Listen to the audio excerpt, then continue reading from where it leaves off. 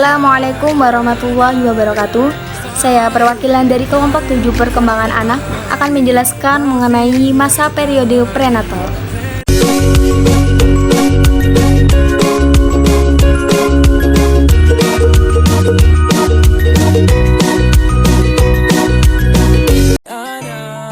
Sebelum saya mulai ke videonya, saya akan memperkenalkan anggota dari kelompok 7. Yang pertama ada Puput Yulia Galuh Pratiwi, yang kedua ada Anissa Chandra, yang ketiga ada Siti Zumratun Naimah, dan yang keempat ada Ira Ardianti. Baik, langsung saja di sini saya akan menjelaskan mengenai pengertian periode prenatal. Periode prenatal atau masa sebelum lahir ialah periode awal perkembangan manusia yang dimulai sejak konsepsi, yaitu saat sel telur perempuan yang sudah matang dibuahi oleh sel sperma laki-laki yang juga sudah matang sehingga menjadi sel baru dan membentuk sebuah zigot. Masa kehamilan umumnya berlangsung selama 9 bulan 10 hari atau sekitar 280 hari setara dengan 40 minggu sejak hari pertama haid terakhir yang disebut dengan HPHT. Apabila pembuahan berhasil, berarti organ reproduksi manusia berkembang dengan baik. Kondisi ini juga menentukan beberapa hal, diantaranya 1. Jenis kelamin, 2. Bawaan lahir, dan yang ketiga adalah jumlah anak. Periode ini adalah periode di mana perkembangan manusia yang paling singkat. Namun, periode inilah yang dilihat sebagai periode perkembangan manusia yang paling cepat dalam individu. Perkembangan prenatal terjadi dalam 3 tahap, yaitu tahap geminal, tahap embrionik, dan tahap fetal. Selama tahapan prenatal ini, zigot yang awalnya hanya 1 sel, kemudian tumbuh menjadi embrio yang kemudian menjadi janin. Sebelum dan sesudah lahir, perkembangan terus berlangsung mengikuti 2 prinsip, yaitu prinsip pertama adalah prinsip cephalocaudal, bahwa perkembangan berlangsung dari kepala ke bagian bawah tubuh, kepala embrio, otak, dan mata terbentuk paling awal dan berukuran besar serta tidak proporsional sampai bagian-bagian tubuh lain terbentuk. Yang kedua adalah prinsip proximodistal. Perkembangan berlangsung dari bagian-bagian tubuh yang dekat dengan bagian tengah tubuh menuju keluar. Kepala dan dada embrio terbentuk sebelum terbentuknya tungkai, dan lengan serta kaki terbentuk sebelum terbentuknya jari tangan dan kaki. Selanjutnya, saya akan menjelaskan mengenai ciri-ciri periode prenatal. Ciri-ciri periode prenatal secara umum. Masa ini berlangsung sejak terjadinya konsepsi atau pertemuan sel telur dan sel sperma sampai lahir kira-kira 9 bulan 10 hari atau setara dengan 280 hari. Masa sebelum lahir ini terbagi dalam 3 periode. Periode telur zigot yang berlangsung sejak pembuahan sampai akhir minggu kedua. Yang kedua adalah periode embrio dari akhir minggu kedua sampai akhir bulan kedua. Dan yang ketiga adalah periode janin atau fetus dari akhir bulan kedua sampai bayi lahir. Selanjutnya, ciri-ciri periode prenatal dalam psikologi perkembangan. Menurut Harlock, meskipun relatif singkat, periode prenatal mempunyai 6 ciri penting. Masing-masing ciri mempunyai akibat yang lambat pada perkembangan selama rentang kehidupan. Ciri-cirinya adalah A. Terjadinya pembauran sifat yang diturunkan dari kedua orang tua. B. Kondisi dalam tubuh ibu mempengaruhi perkembangan sifat bawaan di anak. C. Jenis kelamin individu baru. D. Perkembangan dan pertumbuhan yang normal lebih banyak terjadi di periode prenatal daripada periode yang lainnya. E. Periode prenatal merupakan periode yang mengandung banyak macam bahaya dari fisik maupun psikologis. Dan F. Periode prenatal adalah periode di mana orang yang berkepentingan membentuk sikap-sikap yang baru diciptakan. Assalamualaikum warahmatullahi wabarakatuh. Saya Siti Zumratun Naimah akan menjelaskan tentang kehidupan masa prenatal. Beberapa sudut pandang mempunyai pendapat yang berbeda-beda tentang mulainya kehidupan manusia. Yang pertama, secara biologis, kehidupan manusia dimulai sejak pembuahan, yaitu bersatunya spermatoza dengan ovum atau sel telur. Dalam tempo 24 jam, sel telur yang sudah dibuahi akan pembelahan berulang-ulang akan membentuk suatu zigot yang terus membelah diri selama berjalan di dalam saluran. Implantasi terjadi sekitar hari ke-7 dan pada hari ke-10 embrio sudah tertanam erat. Kehidupan dimulai sebagai suatu sel tunggal yang beratnya kira-kira 1/20 juta ons dan menyimpan kode genetik. Yang kedua, secara psikologis.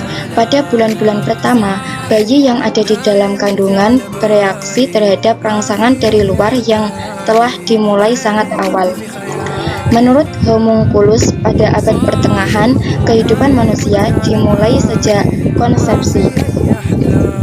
Sejak konsepsi, semua sudah ada, tetapi dalam bentuk yang sangat kecil. Perubahan dari anak kecil menjadi dewasa hanya bersifat kuantitatif. Yang ketiga, pendapat beberapa agama atau aliran. Berbagai agama atau aliran mempunyai pandangan yang berbeda.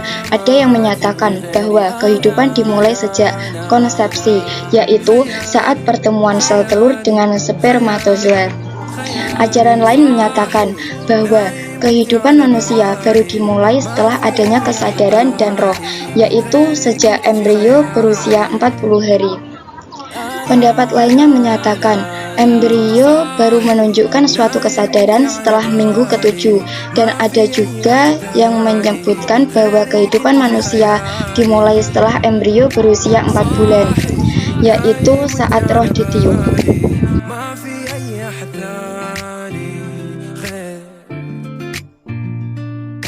Saya, Ira Ardianti, akan menjelaskan mengenai masa kehamilan. Jadi, masa kehamilan merupakan suatu masa di mana seorang wanita yang sel telurnya sudah matang, kemudian dibuahi oleh sel sperma pria yang sudah matang pula, dan pada akhirnya menghasilkan janin dalam rahim hingga berusia 9 bulan 10 hari lamanya. Dalam agama Islam, wanita yang hamil itu pasti dalam keadaan sudah menikah terlebih dahulu. Karena dalam agama kita, pernikahan itu juga bertujuan untuk memperoleh keturunan demi melestarikan anak-anak Adam, yang mana hal ini menjadi salah satu jalan investasi akhirat selain beribadah, yakni dengan memiliki keturunan yang soleh atau solihah.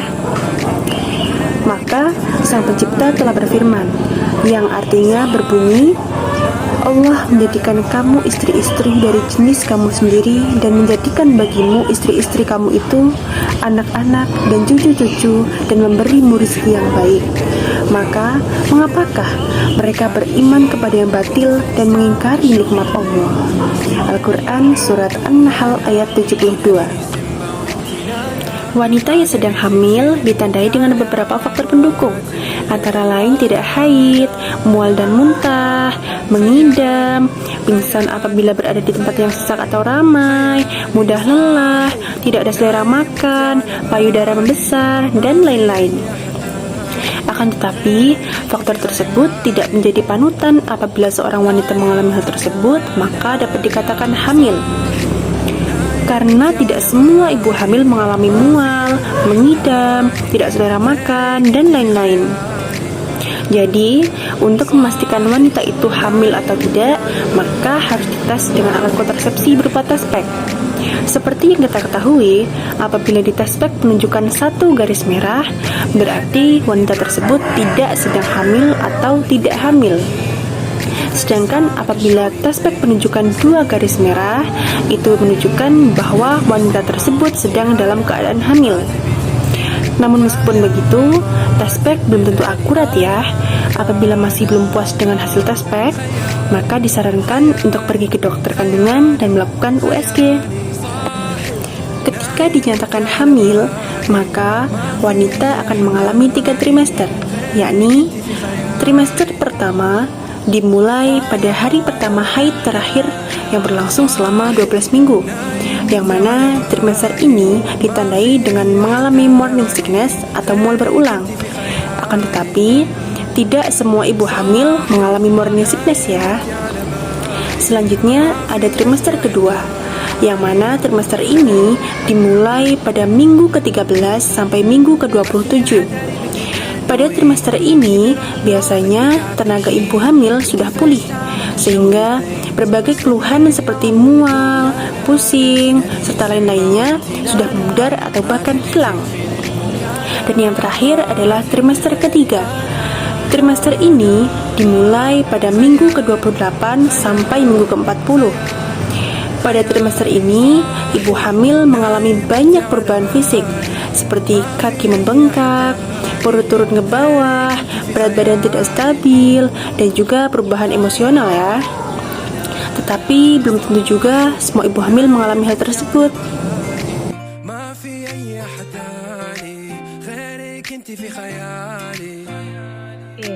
Periode perkembangan prenatal.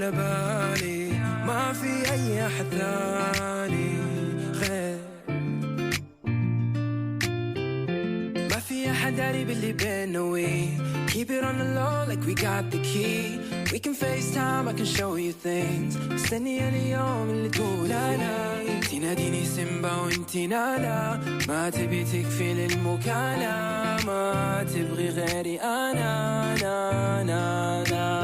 خيالي خيالي خيالي خيالي صاحي نايم وانتي على بالي. ما في أي أحد تاني غيرك انتي في خيالي. Gambaran proses pembuahan terjadi. Urutan perkembangan pada periode prenatal telah sempurna dan tidak bisa diubah. Kepala, mata, tubuh, tangan, kaki, kelamin, dan alat-alat berkembang menggunakan urutan tertentu serta kurang lebih di usia prenatal yang sama pada semua fetus. Perkembangan yang teratur menurut skema tertentu itu sebelum dan sesudah dilahirkan adalah hal yang sangat penting. Pertumbuhan yang teratur ini dapat dilihat dari kenyataan bahwa semua fetus selalu bisa memutar kepalanya lebih dahulu sebelum mereka dapat melencangkan kepalanya. Periode prenatal dibagi menjadi 3 bagian, yaitu yang pertama, tahap germinal. Tahapan germinal merupakan periode perkembangan prenatal yang berlangsung pada 2 minggu pertama setelah proses fertilisasi. Fase ini termasuk pembentukan telur yang telah dibuahi atau zigot, pembelahan sel, dan implantasi yang dimana hal ini menjadi tanda awal masa kehamilan atau dimulainya fase germinal. Yang kedua, tahapan embrionik. Periode embrionik ini merupakan bagian dari perkembangan prenatal yang berlangsung 2-8 minggu setelah masa fertilisasi, di mana organ dan sistem tubuh yang paling utama berkembang sangat pesat pada periode ini. Selama periode embrionik, kecepatan dalam proses pembedaan sel semakin intensif, sehingga sistem pendukung yang terdapat pada sel mulai terbentuk, dan organ tubuh juga mulai nampak. Tahap ini bermula ketika blastiosis mulai berimplantasi pada dinding uterus dan menghabiskan 3 lapisan sel. Yang terakhir adalah tahap fetal atau janin. Periode ini merupakan tahap perkembangan prenatal yang dimulai 8 minggu setelah fertilisasi dan berlangsung selama 7 bulan atau hingga bayi itu dilahirkan. Ketika bayi dilahirkan, mereka telah memiliki hampir 100 miliar sel saraf yang mengatur proses informasi bagian sel otak dalam, di mana bentuk dasar otak manusia akan tersusun pada 2 trimester pertama dalam periode perkembangan prenatal. Kemudian, dalam kurun trimester ketiga hingga 2 tahun pertama setelah dilahirkan, maka akan ditandai dengan terhubung dan berfungsinya sel saraf atau neuron. Pada Al-Quran, Allah menunjukkan 7 periode perkembangan prenatal, yaitu yang pertama, tahap sulalatin mintin, yang kedua, tahap nutfah, yang ketiga, tahap alaqah, yang keempat, tahap mudghah, yang kelima, tahap izoman, yang keenam, tahap lahman, dan yang terakhir adalah tahap takhaluh. 2. Faktor-faktor yang mempengaruhi perkembangan prenatal. Ada beberapa faktor yang mempengaruhi perkembangan prenatal. Yang pertama adalah faktor teratogen. teratogen merupakan unsur-unsur penyebab kelainan pada kelahiran yang terjadi akibat tidak optimalnya kehamilan. Apabila teratogen beraksi pada saat proses fertilisasi dan organogenesis, maka tidak menutup kemungkinan akan adanya dampak negatif yang menyebabkan kelainan anatomis. Akan tetapi, jika teratogen beraksi ketika organogenesis telah sempurna saat hamil tua, maka kemungkinan kelainan anatomis tersebut tidak akan terjadi. Yang kedua adalah faktor ibu. Seorang calon ibu yang telah siap mengalami kehamilan tentu harus mempersiapkan kondisi fisik dan psikisnya dengan baik agar janin dapat berkembang dengan sempurna. Dikhawatirkan, penyakit dan kondisi ibu selama kehamilan dapat menyebabkan kelainan dan kerusakan yang mengakibatkan kurang sempurnanya bayi tersebut dalam kelahiran. Selain penyakit, usia ibu saat periode kehamilan juga dapat mempengaruhi janin. Bayi yang lahir dalam seorang ibu yang masih remaja mayoritas akan mengalami prematur bahkan keguguran. Sedangkan pada ibu parubaya, kehamilan dapat mengalami keterbelakangan mental pada bayi, keguguran, dan juga komplikasi penyakit. Sehingga kondisi fisik dan mental ibu harus benar-benar diperhatikan, sebab seorang ibu menjadi faktor utama yang sangat berpengaruh terhadap perkembangan janin.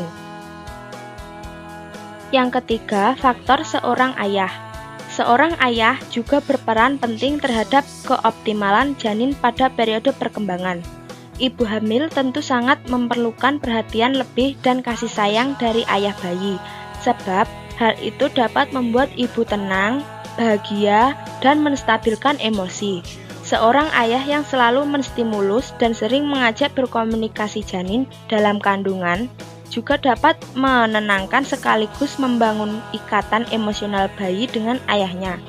Namun di sisi lain, usia ayah yang sudah terlalu tua juga dapat menyebabkan anak kekurangan zat kalsium, sehingga berdampak pada kurangnya tinggi badan dan dapat menyebabkan anak mengalami keterbelakangan mental. Yang terakhir atau yang keempat adalah faktor lingkungan. Seorang ibu yang sedang mengandung hendaknya sangat berhati-hati dengan lingkungan tempatnya berada dan apa saja yang akan dikonsumsinya, karena polusi dan bahan-bahan yang mengandung racun pada suatu lingkungan dapat mengkontaminasi makanan, juga membahayakan kondisi janin dalam kandungan tentunya, yang akhirnya memberikan dampak keterbelakangan mental pada anak.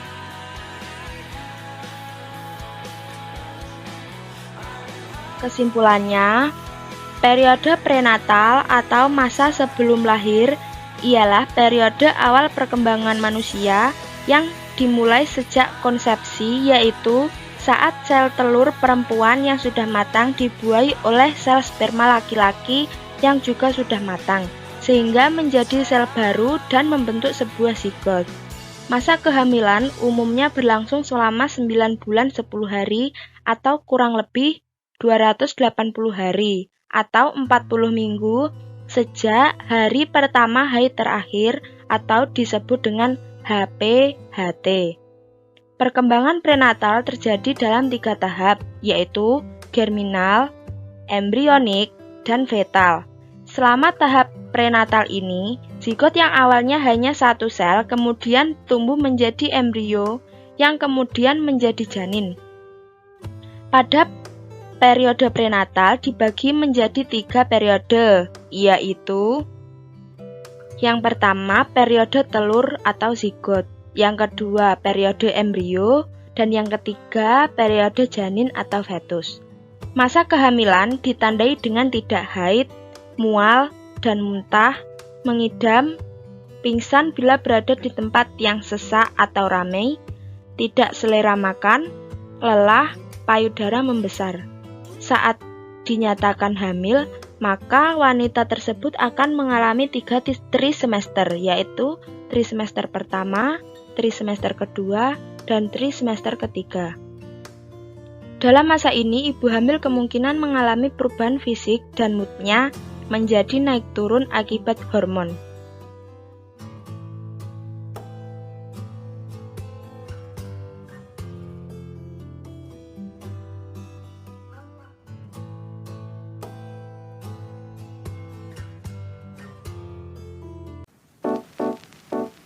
Sekian presentasi dari kelompok kami. Apabila ada kurang lebihnya mohon maaf.